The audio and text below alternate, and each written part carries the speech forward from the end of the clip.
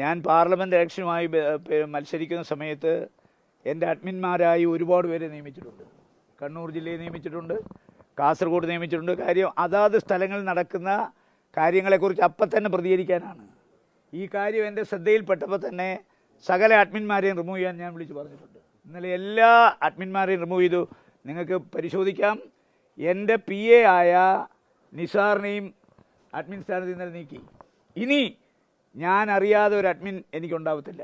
കാര്യം ഇലക്ഷനുമായി ബന്ധപ്പെട്ട് എൻ്റെ സോഷ്യൽ മീഡിയ മുഴുവൻ കൈകാര്യം ചെയ്തത് ബാംഗ്ലൂർ കേന്ദ്രമാക്കി പ്രവർത്തിക്കുന്ന നമ്മുടെ തീപ്പുര അഭിനെന്ന് പറയുന്ന പ്രശാന്ത് കിഷോറിനോടൊക്കെ പ്രവർത്തിച്ച ആൾ. അവരാണ് KC വേണുഗോപാലിൻ്റെ ചെയ്ത്, അവരാണ് MK രാഘവൻ്റെ ചെയ്ത്, അവരാണ് എൻ്റെ സോഷ്യൽ മീഡിയ ചെയ്ത്.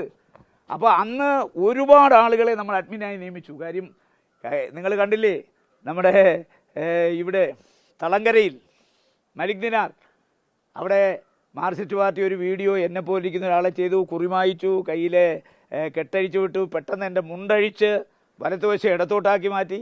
പിന്നെ പൊന്നാനിയിലെ മറ്റേ കട്ട് ചെയ്ത് മാത്രമേ ഉള്ളൂ കാണിക്കാത്ത, ബാക്കിയെല്ലാം കാണിച്ചല്ലോ. അപ്പോൾ ഇങ്ങനെ ഓരോ സംഭവങ്ങൾ മാർക്സിസ്റ്റ് പാർട്ടി എനിക്കെതിരെ നടത്തുമ്പോൾ അപ്പോഴപ്പം അതിനെ റിയാക്ട് ചെയ്യാൻ വേണ്ടി നിരവധി അഡ്മിന്മാരെ ഞാൻ നിയമിച്ചിട്ടുണ്ട്. പറഞ്ഞു. പിന്നെ ഈ ഡാർലിൻ എന്ന് പറയുന്ന ആൾ ഇവിടുത്തെ സോഷ്യൽ മീഡിയയിലെ ഹെഡാണ് കാസർഗോഡ്. അയാൾ ലണ്ടനിൽ ഇരുന്നുകൊണ്ട് അതൊക്കെ ചെയ്യുന്നത് കൂട്ടിക്കോണം. ഇവിടെ നരേന്ദ്രമോദിക്കെതിരെ ഒരു യുദ്ധം നടക്കുകയാണ്. ആ യുദ്ധത്തിൽ പോരാട്ടത്തിന് നേതൃത്വം കൊടുക്കേണ്ട ഒരാൾ ലണ്ടനിലെ പ്രകൃതി സൗന്ദര്യമൊക്കെ ആസ്വദിച്ച് അദ്ദേഹം ഇങ്ങനെ അവിടെ നടക്കുന്ന സഞ്ചാര സാഹിത്യമൊക്കെ ഇങ്ങനെ അറിയിച്ചുകൊണ്ടിരിക്കുക. നമ്മുടെ പൊറ്റക്കാരനെ പോലെ സഞ്ചാര സാഹിത്യം. അദ്ദേഹം പോകുന്ന ലണ്ടനിലെ മനോഹരമായ സ്ഥലങ്ങളൊക്കെ എടുത്ത്. അപ്പം ഈ തെരഞ്ഞെടുപ്പിൽ ഇവിടെ നിന്ന് എൻ്റെ തെരഞ്ഞെടുപ്പിൻ്റെ സോഷ്യൽ മീഡിയയുടെ ചുക്കാൻ പിടിക്കേണ്ട ഒരാൾ ലണ്ടനിലായിരുന്നു. മനസ്സിലായോ?